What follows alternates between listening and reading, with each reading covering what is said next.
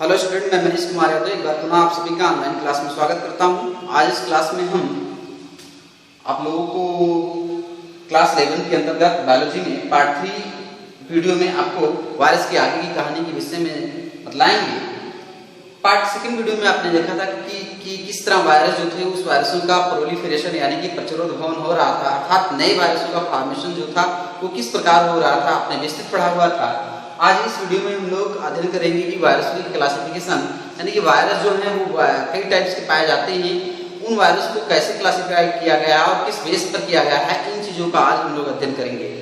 तो जो आज की वीडियो है, इस वीडियो में हम पढ़ेंगे क्लासिफिकेशन ऑफ वायरसेस यानी कि वायरसों का वर्गीकरण।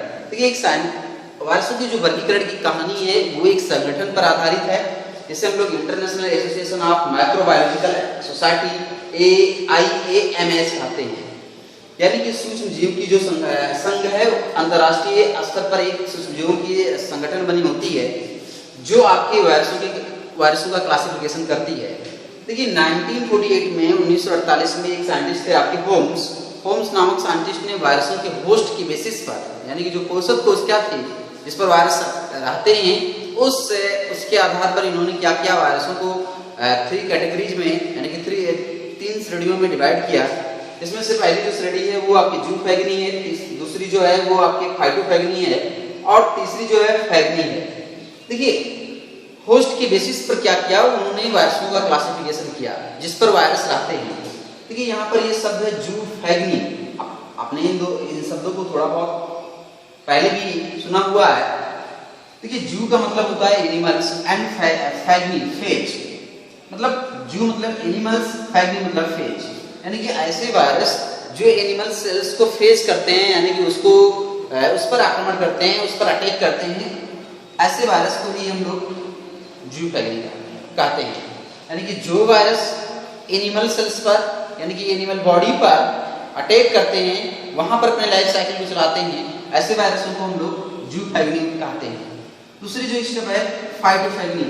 फाइटो मतलब plant, phyto mean plants and फैगनी मतलब फेज करना, यानी कि ऐसे वायरस जो प्लांट बॉडी पर रहते हैं यानी कि प्लांट्स को होस्ट के रूप में प्रयोग करते हैं, उन वायरस को हम लोग फाइटोफैगनी कहते हैं। यानी कि पौधों पर आने वाले जो वायरस होते हैं उन वायरस को हम लोग फाइटोफैगनी कहते हैं।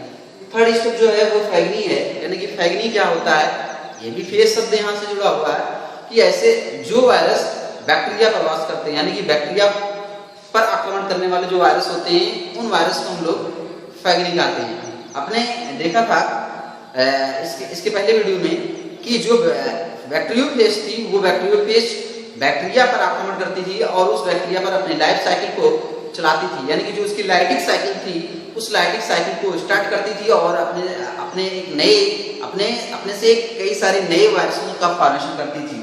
तो वो चीज जो है वो आपके लाइटिक साइकिल के अंदर थी। ऐसे वायरस को जो बैक्टीरिया पर आक्रमण करते हैं उसे फैगनी कहते हैं। उसके बाद आपके एक आई LST सिस्टम आई, यानी कि LST पद्धत आई। LST पद्धत में 3 साइंटिस्ट हैं आपके लॉफ, हॉर्नी एंड टूर्नियर।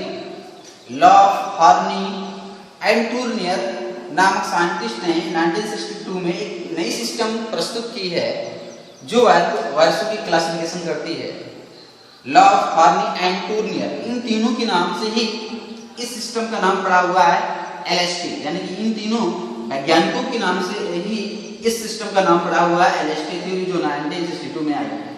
इन्होंने वायरसों की जो शेप होती है, उसकी जो जीनोम्स होती है, उस जीनोम्स यानी कि उसके जो न्यूक्लिक एसिड होते हैं उसके बेसिस पर और उसकी जो ऑर्गेनाइजेशन होती है उसके बेसिस पर उन्होंने क्या किया, वायरसों की का क्लासिफिकेशन किया। वायरसों की क्लासिफिकेशन के लिए उन्होंने एक फाइलम बनाया जिसे फाइलम वायरा कहते हैं, यानी कि वायरसों को एक फाइलम में रखा जिसे फाइलम वायरा कहते हैं। इसमें इन्होंने क्या किया कि वायरस को 2 भागों में अलग किया, एक डीऑक्सी वायरा और दूसरी जो होती है राइबो वायरा। LST सिस्टम में लॉफ, हॉर्नी एंड टूर्नियर ने क्या किया कि वायरस को 2 कैटेगरी में आपके डिवाइड किया, एक आपके डीऑक्सी वायरा और दूसरी जो होती है राइबो वायरा। देखिए, डीऑक्सी वायरा, डीऑक्सी यहाँ पर हम लोग समझ सकते हैं डीऑक्सी राइबोन्यूक्लिक एसिड, यानी कि जो जेनेटिक मटेरियल्स है वो डीऑक्सी राइबोन्यूक्लिक एसिड और राइबोन्यूक्लिक एसिड। तो ये भी मैंने आपको बताया था कि जो वायरस होते हैं उन वायरसों में या तो फिर डीएनए पाया जाएगा उसके जीनोम के रूप में या फिर आरएनए पाया जाएगा। दोनों जो हैं यानी कि डीऑक्सी राइबोन्यूक्लिक एसिड यानी कि डीएनए एंड राइबोन्यूक्लिक एसिड अर्थात आरएनए, ये दोनों जो आपके न्यूक्लिक एसिड हैं एक साथ किसी भी वायरस में नहीं पाए जाएंगे। दोनों में से कोई एक ही न्यूक्लिक एसिड जो है वो वायरस में पाया जाएगा, चाहे वो डीएनए ही पाया जाए या फिर आरएनए पाया जाए। तो देखिए वही शब्द है आपके डीऑक्सी वायरस, यानी कि ऐसे वायरस जिसमें डीएनए पाया जाता है उसको उन्होंने एक ओर रखा, जिस ओर रखा उसको उन्होंने नाम दिया डीऑक्सी वायरस। डीऑक्सी वायरस क्या होता है कि ऐसे वायरसेस जिनमें न्यूक्लिक एसिड जो है उसका जो जीनोम जो है वो डीएनए युक्त हो यानी कि डीऑक्सी राइबोन्यूक्लिक एसिड हो, उससे हम लोग डीऑक्सी वायरस कहते हैं। जबकि राइबो वायरस यानी कि ऐसे वायरस जिसका जेनेटिक मटेरियल्स यानी कि उसका जो जीनोम्स है वो राइबोन्यूक्लिक एसिड हो यानी कि आरएनए युक्त हो, तो उसे हम लोग राइबो वायरस कहते हैं। डीएनए युक्त virus deoxy ribo virus and RNA युक्त जो वायरस होते हैं वो आपके राइबो वायरस कहलाते हैं। देखिए डीऑक्सी जो वायरस होती है, इस डीऑक्सी वायरस को भी आगे क्लासिफाइड किया गया है 3 भागों में, डीऑक्सी हेलिका, डीऑक्सी क्यूबिका एंड डीऑक्सी वाइलेरिया। इन 3 भागों में डिवाइड किया गया है इन डीऑक्सी वायरस को। देखिए डीऑक्सी हेलिका क्या होते हैं, नेम से स्पष्ट है, डीऑक्सी मतलब डीएनए एंड हेलिका हेलिक्स घुमावदार। देखिए ऐसे वायरस जिसकी जो जेनेटिक मटेरियल्स है या फिर कह सकते हैं वो वायरस जो है वो घुमावदार होते हैं, उसे हम लोग डीऑक्सी हेलिका कहते हैं। यानी कि जो वायरस घुमावदार होते हैं उन वायरस को हम लोग डीऑक्सी हेलिका कहते हैं। तो ये थी आपके डीऑक्सी हेलिका। जबकि डीऑक्सी क्यूबिका क्या होती है, जो वायरस क्यूबिक की तरह यानी कि घन के आकार के होते हैं, घनाकार वायरस होते हैं, उसे हम लोग डीऑक्सी क्यूबिका कहते हैं। डीऑक्सी हेलिका क्या होता है, जिस वायरस की जो सिमेट्री है, समिति है, वो हेलिक्स के आकार की यानी कि घुमावदार हो, डीऑक्सी हेलिका। और जिस वायरस की सिमेट्री जो है, समिति जो है, वो आपके क्यूबिक के आकार की हो यानी कि घनाकार हो, घन के आकार की तरह हो, उसे हम लोग डीऑक्सी क्यूबिका कहते हैं। जबकि डीऑक्सी बाइनेलिया में क्या होता है कि डीऑक्सी बाइनेलिया जो है इसकी जो आपकी सिमेट्री होगी, इसकी जो स्ट्रक्चर होगी वो टैडपोल लाइक होगी। हमने जिक्र किया था इसके पहले की वीडियो में कि जो आपके बैक्टीरियोफेज थे उस बैक्टीरियोफेज की जो शेप मिल रही थी वो शेप आपके टैडपोल लार्वा यानी कि जो फ्रॉक्स होते हैं उस फ्रॉक्स के जो टैडपोल लार्वा होते हैं उसके लाइक उसकी जो स्ट्रक्चर होती थी। तो वो जो स्ट्रक्चर है वो आपके डीऑक्सी बाइनेलिया कहलाती है। डीऑक्सी बाइनेलिया में आपको मिलता क्या था, बैक्टीरियोफेज के स्ट्रक्चर में एक हेड मिलता था, दूसरी कॉलर मिलती थी और नीचे की तरफ बेस प्लेट मिलता था। उस बेस प्लेट से लगी हुई स्प्रिंग सदृश टेल होती थी। तो ये जो थी वो आपके डीऑक्सी बाइनेलिया है। देखिए राइबो जो वायरस है उस राइबो वायरस को भी 2 भागों में अलग किया गया है, एक राइबो हेलिका, दूसरी जो है राइबो क्यूबिका। राइबो हेलिका में क्या होता है कि जो आरएनए युक्त वायरस होते हैं वो घुमावदार अगर होते हैं तो उसे हम लोग राइबो हेलिका कहते हैं। जबकि राइबो क्यूबिका क्या है कि आरएनए युक्त वायरस जब घनाकार होती है तो उसे हम लोग राइबो क्यूबिका कहते हैं। तो इस तरह क्या किया आपके इन तीनों वैज्ञानिकों ने वायरस का क्लासिफिकेशन किया। जो भी वायरस हैं इस वायरस का भी आगे की तरफ क्लासिफिकेशन किया गया है, यानी कि आर्डर, सब आर्डर, फैमिली एंड जेनेरा जो है उन भागों में भी इनका आगे की तरफ क्लासिफिकेशन किया गया है, जो आपको 11 के अंतर्गत नहीं पढ़ना है। आगे की जो क्लासिफिकेशन होगी वो आप जब हायर क्लास में जाएंगे तो वहां पर आप रीड करेंगे। फिर आप आज की क्लासिफिकेशन में जो हमने बताया है यहाँ तक ही आपको 11 क्लास के अंतर्गत इसका क्लासिफिकेशन यानी कि वायरसों का क्लासिफिकेशन पढ़ना है। तो ये थी क्लासिफिकेशन वायरसों की। आगे हम बढ़ते हैं कि वायरस जो हैं वो वायरस आपके सजीव हैं या फिर निर्जीव हैं। ये सजीव या निर्जीव हैं इसके विषय में कुछ सही तरीके से कहना सुटेबल नहीं है, क्योंकि ये आपके थोड़े कंट्रोवर्शियल हैं, विवादास्पद हैं। इसलिए वायरस को सजीवों और निर्जीवों के बीच रखा जाता है। क्यों इन्हें सजीवों और निर्जीवों के बीच में रखा जाता है, इस चीज को हम आपको क्लियर करके बताते हैं कि जो वायरस हैं, जब वायरस आपके किसी होस्ट बॉडी यानी कि लिविंग बॉडी पर पहुंचते हैं तो वायरस लिविंग बॉडी की तरह काम करने लगते हैं, लेकिन जब ये आपके किसी डेड पार्टिकल पर या डेड सरफेस पर पाए जाते हैं तो ये आपके नॉन लिविंग की भांति यानी कि डेड की भांति होते हैं। इसी कारण वायरस जो हैं वो सजीवों और निर्जीवों के बीच की कनेक्टिंग लिंक्स होते हैं, यानी कि सजीव या संयोजक कड़ी होती है।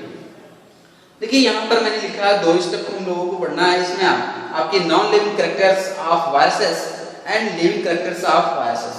नॉन लिविंग कैरेक्टर्स क्या होता है वो हम लोग जानते हैं। वायरसों के जो निर्जीवों के लक्षण होते हैं उसके विषय में हम लोग जानते हैं। पहली चीज जो है कि वायरस जो होते हैं, इन वायरसों की जो शरीर है वो सेल लेवल की नहीं होती है, यानी कि जो वायरस हैं इनकी शरीर जो है वो सेल लेवल की नहीं होती है। पहली चीज हम लोगों को ध्यान में रखना है, यानी कि सजीवों की जो शरीर होती है उनमें सेल पाए जाते हैं। जो सेल होती है उस सेल्स के अंदर बहुत सारे बायोएक्शन चलते हैं, उस बायोएक्शन की वजह से उनमें जान होती है, यानी कि जीवों में जान होती है। बट वायरस जो हैं उनमें सेल नहीं पाई जाती है। सेल में पाए जाने वाले जैसे प्लाज्मा मेम्ब्रेन पाई जाती है, उसके अलावा उसके अंदर बायोमैटर यानी कि जैव पदार्थ पाए जाते हैं, जिसमें आपके प्रोटोप्लाज्म है और न्यूक्लियोप्लाज्म है। न्यूक्लियोप्लाज्म एंड साइटोप्लाज्म दोनों को मिलाकर प्रोटोप्लाज्म कहते हैं। इसके अलावा जो सेलुलर पार्ट्स हैं यानी कि mitochondria, गाल्जी body, endoplasmic reticulum, ribosome etcetera, ये जो सारे पार्ट्स हैं सेल्स के यानी कि सेल ऑर्गेनेल्स हैं, ये चीजें आपके वायरस में नहीं पाई जाती हैं। यानी कि जुद्रव नहीं है, सेल मेम्ब्रेन नहीं है उसकी, यानी कि सेल की तरह उसकी लिविंग मेम्ब्रेन नहीं है, सेल ऑर्गेनेल्स नहीं है, प्रोटोप्लाज्म नहीं है। इस कारण जो वायरस हैं वो आपकी नॉन लिविंग है। वायरस सिर्फ जो हैं, हमने कल बताया था यानी कि लास्ट वीडियो में बताया था कि वायरस की जो शरीर है सिर्फ न्यूक्लियो प्रोटीन की बनी होती है, अर्थात वायरस में न्यूक्लिक एसिड अर्थात डीएनए या फिर आरएनए और प्लस प्रोटीन ही है, बाकी एंड रिलेटेड एंजाइम्स हैं, बाकी वायरस के अंदर कुछ भी नहीं है। तो ये जो उसकी पार्टिकल्स बनती है उसे हम लोग विरियॉन्स कहते हैं। विरियॉन्स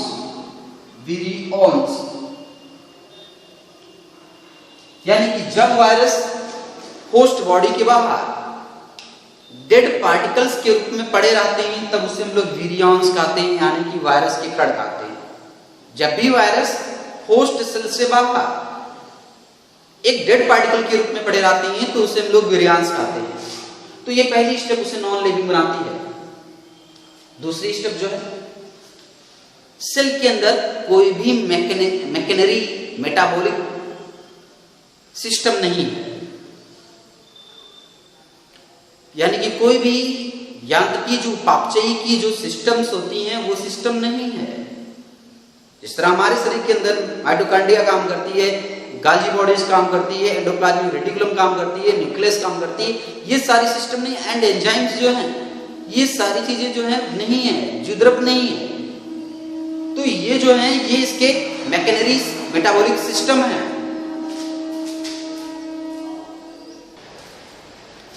तो इस तरह उसके पास इस तरह की मैकेनरी मेटाबॉलिक सिस्टम नहीं है।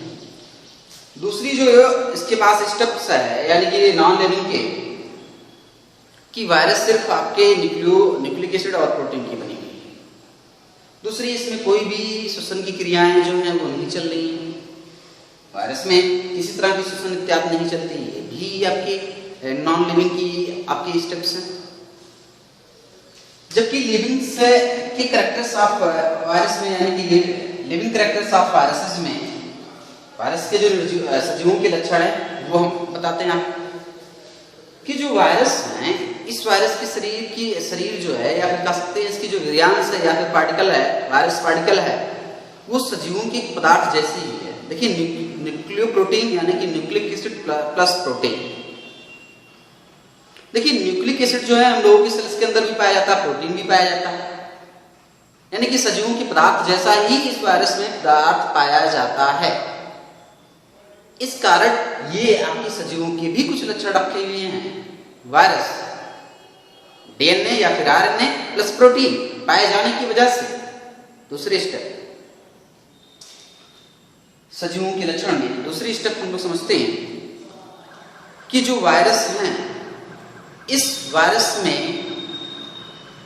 सेल्स की तरह, हमारे सेल्स की तरह ही इनमें जो रेप्लिकेशन है यानी कि डीएनए का द्विगुणन है वो होता है।